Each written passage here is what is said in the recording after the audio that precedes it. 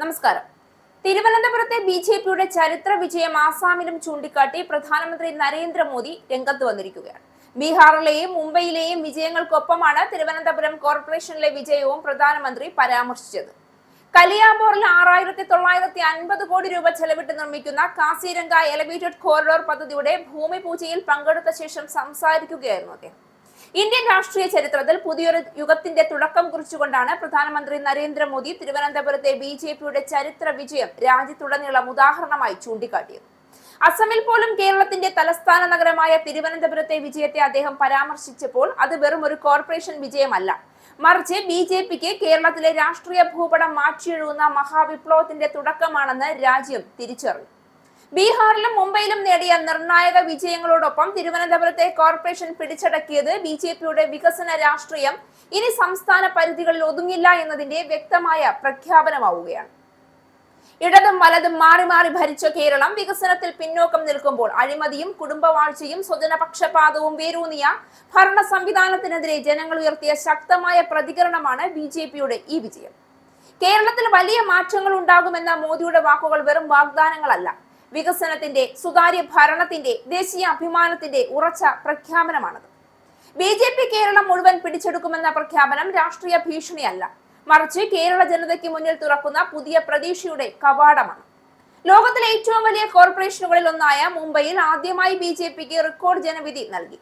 കേരളത്തിന്റെ തലസ്ഥാനമായ തിരുവനന്തപുരം ബി.ജെ.പിയാണ് ഭരിക്കുന്നത്. സംസ്ഥാനത്ത് ആദ്യമായാണ് ഒരു ബി.ജെ.പി മേയർ എന്നും പ്രധാനമന്ത്രി പറഞ്ഞു. കോൺഗ്രസിന്റെ ജന്മസ്ഥലമായ മുംബൈയിൽ അവർ 4-മതോ 5-മതോ ആയി എന്നും മോദി കൂട്ടിച്ചേർത്തു. അസമിൽ ആരംഭിച്ച ക്ഷേമ പദ്ധതികൾ ബി.ജെ.പിയുടെ വികസനത്തെ കൂടുതൽ ശക്തിപ്പെടുത്തി. ബി.ജെ.പിയിലുള്ള ജനങ്ങളുടെ വിശ്വാസം ബീഹാർ തെരഞ്ഞെടുപ്പിലൂടെ മനസ്സിലായതാണ്. നല്ല ഭരണത്തിനും വികസനത്തിനുമായി വോട്ടർമാർ ബി.ജെ.പിയെ വിശ്വസിക്കുന്നു എന്ന് റാലിയിൽ പങ്കെടുത്ത് മോദി പറഞ്ഞു. പതിറ്റാണ്ടുകളായി അസമിൽ കോൺഗ്രസ് ഭരണകാലത്ത് നുഴഞ്ഞുകയറ്റം വർദ്ധിച്ചുകൊണ്ടിരുന്നു. അനധികൃത കുടിയേറ്റക്കാർ വനങ്ങളിലും മൃഗങ്ങളുടെ ഇടനാഴികളിലും പരമ്പരാഗത സ്ഥാപനങ്ങളിലും അതിക്രമിച്ചു കയറിയെന്നും മോദി കൂട്ടിച്ചേർത്തു. അതേസമയം വെള്ളപ്പൊക്ക സമയത്ത് അസമിലെ കാസിരംഗ എലിവേറ്റഡ് ഇടനാഴി സുരക്ഷിതമായ പാത ഒരുക്കാൻ സഹായിക്കുമെന്ന് മോദി പറഞ്ഞു. 2025-ൽ കാസിരംഗ ദേശീയോദ്യാനത്തിൽ വേട്ടയാടൽ മൂലം ഒരു വന്യമൃഗം പോലും കൊല്ലപ്പെടുന്നില്ല എന്ന് ബി.ജെ.പി സർക്കാർ ഉറപ്പാക്കിയിരുന്നു. പരിസ്ഥിതിക്കും സമ്പദ് വ്യവസ്ഥയ്ക്കും ഒരുമിച്ച് മുന്നേറാൻ കഴിയുമെന്ന് ഇന്ത്യ ലോകത്തിന് കാണിച്ചു കൊടുത്തുവെന്നും അദ്ദേഹം പറഞ്ഞു. 86 കിലോമീറ്റർ നീളമുള്ള കാസിരംഗ എലിവേറ്റഡ് കോറിഡോർ പദ്ധതി പരിസ്ഥിതി സൗഹൃദപരമായ ഒരു ദേശീയ പാത പദ്ധതിയാണ്. കാസിരംഗ ദേശീയോദ്യാനത്തിലൂടെ കടന്നു പോകുന്ന 35 kilometre elevated wild life corridor, 21 kilometre bypass ഭാഗം, NH715-ന്റെ 30 കിലോമീറ്റർ വീതി കൂട്ടൽ എന്നിവ ഇതിൽ ഉൾപ്പെടും. കാസിരംഗ ദേശീയോദ്യാനത്തിലും കടുവ സംരക്ഷണ കേന്ദ്രത്തിലും സുരക്ഷിതമായ വന്യജീവി സഞ്ചാരം ഉറപ്പാക്കുക, ദേശീയപാത 715-ലെ റോഡ് അപകടങ്ങൾ കുറയ്ക്കുക, ഇക്കോ ടൂറിസം പ്രോത്സാഹിപ്പിക്കുക, പ്രാദേശിക തൊഴിലവസരങ്ങൾ സൃഷ്ടിക്കുക എന്നിവയാണ് ഈ പദ്ധതി കൊണ്ട് കേന്ദ്ര സർക്കാർ ലക്ഷ്യമിടുന്നത്.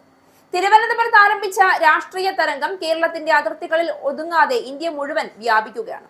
ബി.ജെ.പി ഭരണം ഇന്ത്യ മുഴുവൻ വരുമെന്ന മോദിയുടെ പ്രഖ്യാപനം ഇന്ന് സ്വപ്നമല്ല, യാഥാർത്ഥ്യമായി മാറുന്ന ദൃശ്യമാണ് കാണുന്നത്.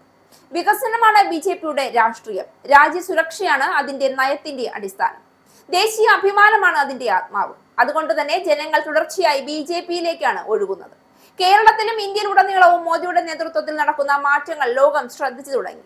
അടിസ്ഥാന സൗകര്യ വികസനം, സാമ്പത്തിക ശക്തി, സാങ്കേതിക മുന്നേറ്റം, ആത്മവിശ്വാസമുള്ള വിദേശ നയം, ഇവയെല്ലാം ഇന്ത്യയെ ലോകത്തിലെ ഒന്നാം ശക്തിയാക്കി മാറ്റുന്ന ദിശയിലാണ്. മോദി ഇന്ത്യയെ മാറ്റുന്നു, ബി.ജെ.പി ഇന്ത്യയെ മുന്നോട്ട് നയിക്കുന്നു. തിരുവനന്തപുരത്തെ വിജയം ഒരു നഗരത്തിന്റെ കഥയല്ല, ഇന്ത്യയുടെ ഭാവിയുടെ കഥയാണ്. ആ ഭാവിയിൽ വികസനമേ ഉള്ളൂ, ശക്തിയേ ഉള്ളൂ, അഭിമാനമേ ഉള്ളൂ എന്ന് ആർത്തു വിളിക്കുകയാണ് പൊതുജനം.